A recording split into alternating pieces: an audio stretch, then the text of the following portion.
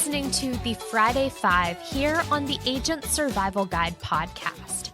It's our weekly list of 5 things you should know about. I'm your host, Sarah Ruppel, and today is Friday, March 22nd.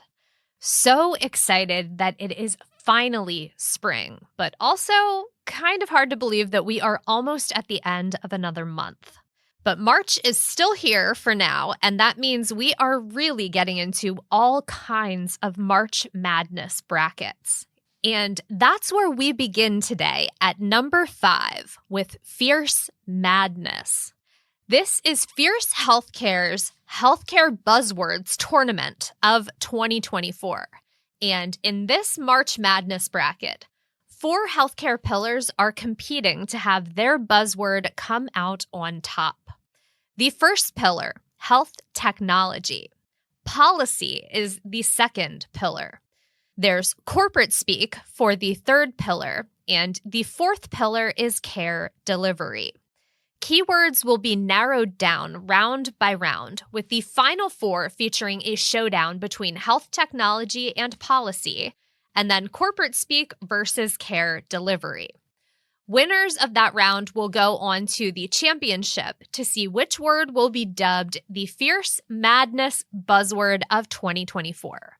Now, sadly, this was only posted on Tuesday this week, with a deadline for Thursday to vote in round 1. But there will still be 5 more rounds before Fierce Healthcare crowns the winning buzzword of 2024. We will have the link to more information on that in the notes, as well as a bracket you can download and fill out. If you follow me on social, you probably saw that I posted about this one on there, and hopefully you got in on round 1. But if not, there's still plenty of time to follow along and geek out over industry terminology along with the rest of us. It's a good time, I promise. Number 4.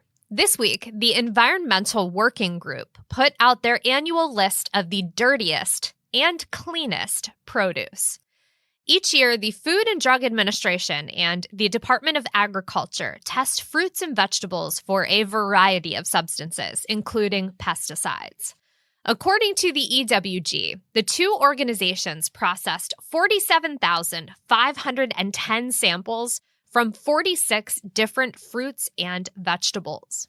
Interestingly, the 2 organizations process their samples differently. The FDA only removes dirt prior to their testing. The USDA, on the other hand, peels, scrubs, or washes the samples prior to testing. According to this year's report from the EWG, quote, even after these steps, the agency's tests still found traces of 254 pesticides in all fruits and vegetables analyzed, and 209 of these were on Dirty Dozen produce, end quote. On this year's Dirty Dozen, peaches came in at number 5. Grapes were number 4. In the number 3 slot, kale, collard, and mustard greens. Spinach came in at number 2, and topping the list once again, strawberries at number 1. Now, does this list mean that you shouldn't eat any of the fruits or vegetables on it? No, that is not my takeaway at all. I would say the proper takeaway is to make sure you're washing your produce and buy local when you can.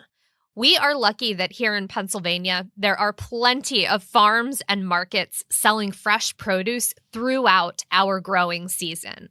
But I also realize that is not a possibility for everyone.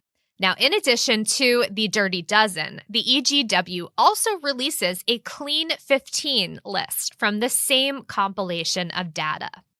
This year's Clean 15 included papaya at number 5, onions at number 4, number 3 on the list, pineapple, number 2 was corn, and then at number 1, the favorite of millennials everywhere, avocados, because what else would we put on toast?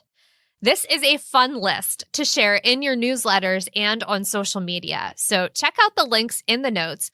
We'll have some links to articles you can use, as well as the official lists from the Environmental Working Group. Number 3 on our list this week, as promised, Rupel recommends. I mentioned last week that we'll be popping this in at different slots. So here it is right in the middle of our episode.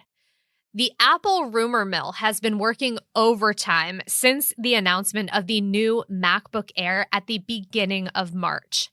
The new model was announced via press release on the company's website, not with an event, as some rumors had suggested. And now the rumor mill is at it again with reports of new iPads being announced next Tuesday. And then also reports that those rumors are untrue. Now, if you follow me on Instagram, you know that I already made my iPad purchase. I had been planning to get the 10th gen iPad after it went on sale until I saw that the iPad Air went on sale the following day. And for the difference between the two, it just made more sense to me to go with the iPad Air. Now, honestly, with all the rumors around potential new releases and wondering if you should wait or not, I would suggest really evaluating your need, whether you can wait or want to wait, and what you plan to use your iPad for.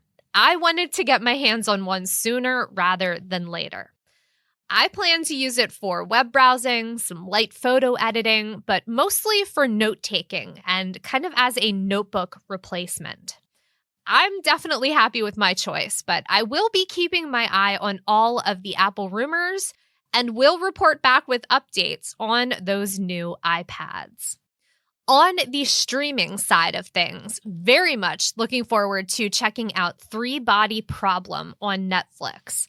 I have been seeing mixed reviews on the series, but after reading an article on the origin story of the books the show was based on, well, I have added the books to my must-read list. I am always here for a good sci-fi story. And then podcast-wise, I have been binging Havana Syndrome, the Vice podcast about the strange series of events surrounding U.S. diplomats and unexplained instances of headaches, pain, pressure, unbearable levels of noise combined with debilitating pain for some, and for others, brain fog afterwards. I meant to listen to this podcast much sooner than now, but for one reason or another have only found my way to it now. I have been on quite the audio fiction kick lately, so it's nice to switch it up and listen to a non-fiction podcast for a little bit. Number 2. On Wednesday this week, the Federal Open Trade Market Committee wrapped up another 2-day meeting with comments from Fed Chair Jerome Powell. Going into the meeting, most experts were in agreement that the Fed would likely keep interest rates the same as they have been doing since July of 2023. Now, before we get into comments about the Fed's most recent meeting, couple of numbers that we like to mention alongside this information. First, the Consumer Price Index, or CPI for short. This is one snapshot of the economy, compiling economic data from consumers. In January of this year, the CPI was up 3.1% compared to January 2023. And then in February, the CPI came in up 3.2% compared to February 2023. Our second index, and the one that the Fed and other economists tend to pay a little more attention to for their projections, is PCE, or Personal Consumption Expenditures. And despite how it sounds, PCE data comes from businesses. In January 2024, PCE was up 2.4% in comparison to January 2023. February 2024 numbers are scheduled to be released on March 29th. After this week's meeting wrapped up, Fed Chair Jerome Powell confirmed the rumors. No change to interest rates for the time being. We will hold steady between 5.25 and 5.5%.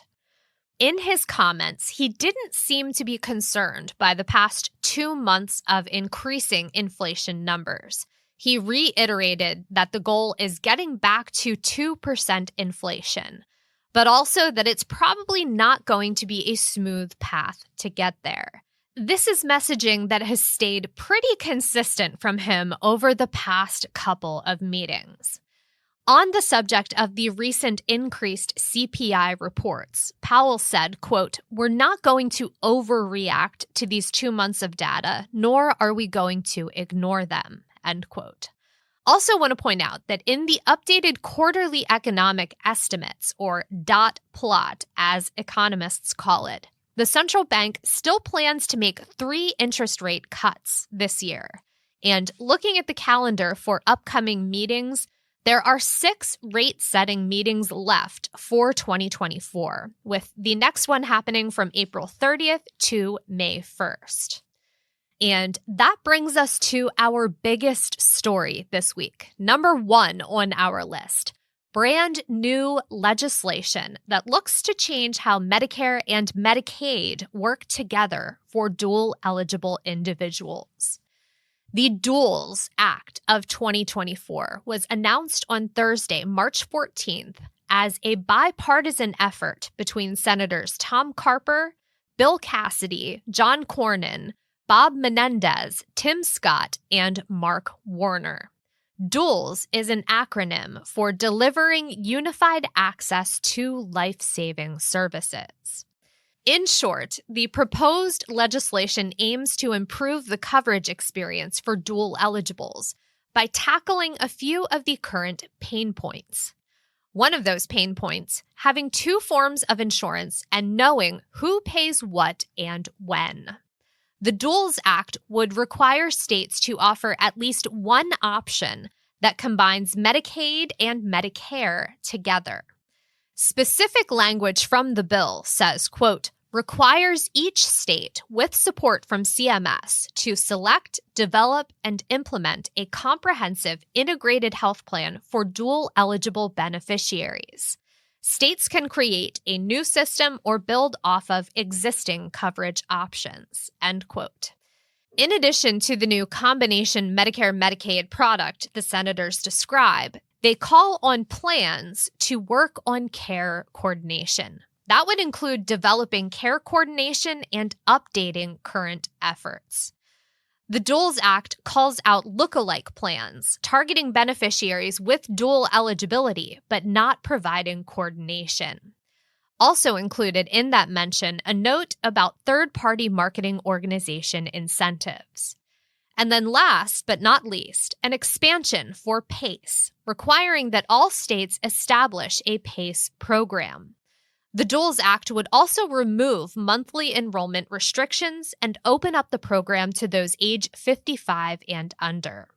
Certainly some interesting points outlined in the legislation and an ambitious plan to tackle some real pain points. Critics of the DUALS Act have brought up the fair point that while there are ambitious plans here, there's also quite a bit missing in terms of how this new plan category would be implemented and carried out. And then, of course, there's the fact that it would add another option to the mix of already existing options available to dual-eligible beneficiaries. I would file this legislation as a work in progress. We will certainly be keeping an eye out for developments. I think for me, the biggest takeaway here is that insurance agents can really help eliminate the confusion, providing education and assistance. There is a real opportunity here to help dual eligibles cut through all of that noise. And speaking of cutting through the noise, in our last Friday 5 episode, we introduced a new segment, our question of the week. Last week, we wanted to know if you like the numbered mentions in the Friday 5, or if you could do without them.